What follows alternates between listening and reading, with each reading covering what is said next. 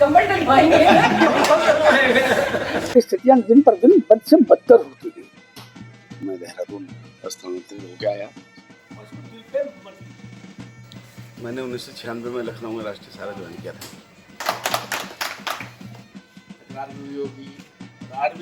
बहुत सारी चीजें हुई होंगी। जहाँ पे बर्तन होंगे वहीं तो बचेंगे, जहाँ बर्तन है वो कहाँ बचेंगे। शाम की रौनक खत्म हो जाएगी।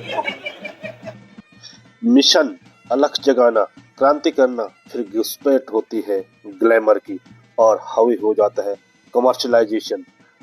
अब दौर चल पड़ा है डिजिटल क्रांति का।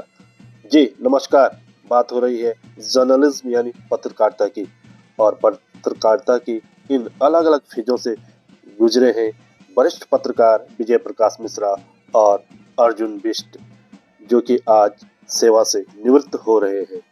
इन दोनों वरिष्ठ पत्रकारों ने संस्थान से स्वैच्छिक सेवानिवृत्ति ली है। यद्यपि वरिष्ठ पत्रकार अर्जुन बिष्ट ने अक्टूबर 2024 में ही वीआरएस ले लिया था, लेकिन व्यस्तता के चलते संस्थान से उनकी विदाई नहीं हो पाई थी। आज अवसर भी था और मौका भी, क्योंकि वरिष्ठ पत्रकार विजय प्रकाश मिश्रा संस्थान से विदा जो हो रहे थे। इन दोनों पत्रकारों ने 90 के दशक में लखनऊ से जर्नलिज्म में अपने करियर की शुरुआत की थी। 2.5-3 दशक में जर्नलिज्म के इस सफर में इन्होंने कई उतार चढ़ाव अपने करियर में देखे हैं। आज जब संस्थान से विदा हो रहे थे तो दोनों वरिष्ठ पत्रकारों के मन में भावुकता भी झलक रही थी।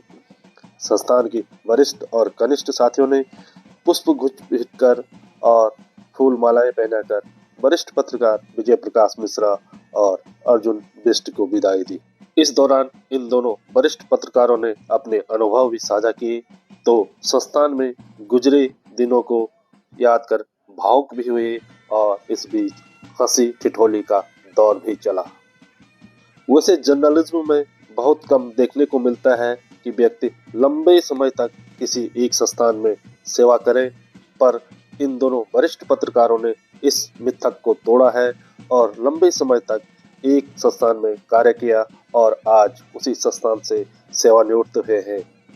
यद्यपि संस्थान की सेवा से सेवानिवृत्त हुए हैं, पर इन दोनों वरिष्ठ पत्रकारों ने अपने अन्य साथियों से वादा किया है कि जर्नलिज्म के इस सफर में मुलाकातों का दौर जारी रहेगा।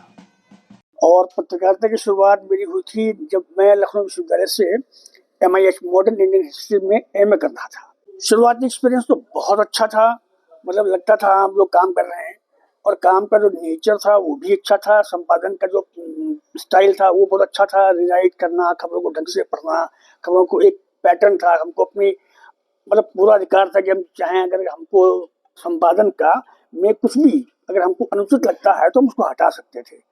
हम संपादन अपने हिसाब से करते थे और खबरें भी इस लायक आती थी कि वो करने मजा आता था। लेकिन धीरे धीरे स्थितियां दिन पर दिन बद से बदतर होती गई। रिलीज के अलावा कुछ नहीं बचा। वर्तमान में पत्रकारिता के दौर को मैं सिर्फ और सिर्फ इस रूप में देखता हूँ कि ये व्यावसायिक जो उसको चलाने वाले हैं उनके व्यावसायिक हित के अलावा अब इसमें कुछ भी नहीं बचा। There is nothing.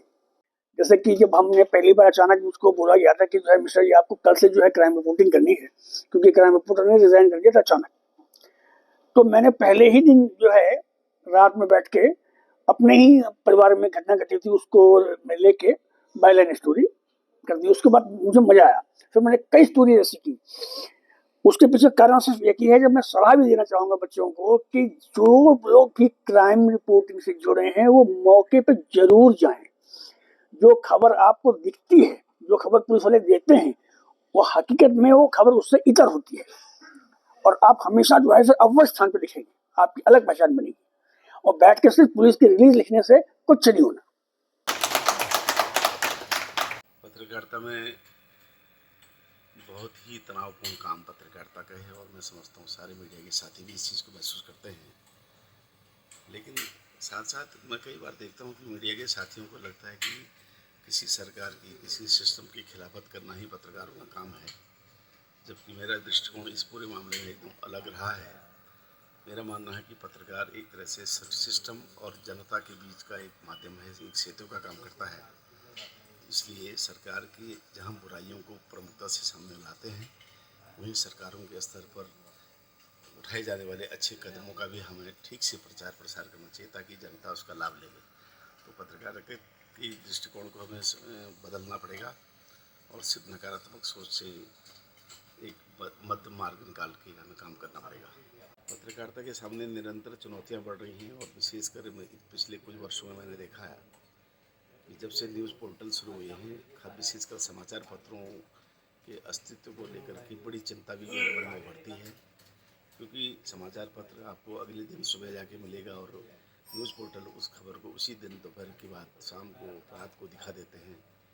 तो ऐसे में समाचार पत्रों के लिए बड़ी चुनौती यह है कि वह अपने आप को विश्वसनीयता बना के रखें और कुछ लीक से हटकर भी चीज़ों को दिखाना शुरू मतलब लोगों के बीच में ले जाएं, ताकि पाठक को पढ़ने की आदत बनी रहे। और क्योंकि पोर्टल्स को हम देख रहे हैं कि बहुत जल्दबाजी के चक्कर में पोर्टल उसमें चीज़ों को पुष्ट किए बिना ही कई बार परोस देते हैं, लेकिन समाचार पत्रों की विश्वसनीयता इस बात पर बनी हुई है कि समाचार पत्र पूरी पुष्टि करने के बाद ही अपने समाचारों को अपने पाठकों तक पहुंचाते हैं। तो इसलिए पत्रकार साथियों की जिम्मेदारी बहुत अधिक बढ़ जाती है।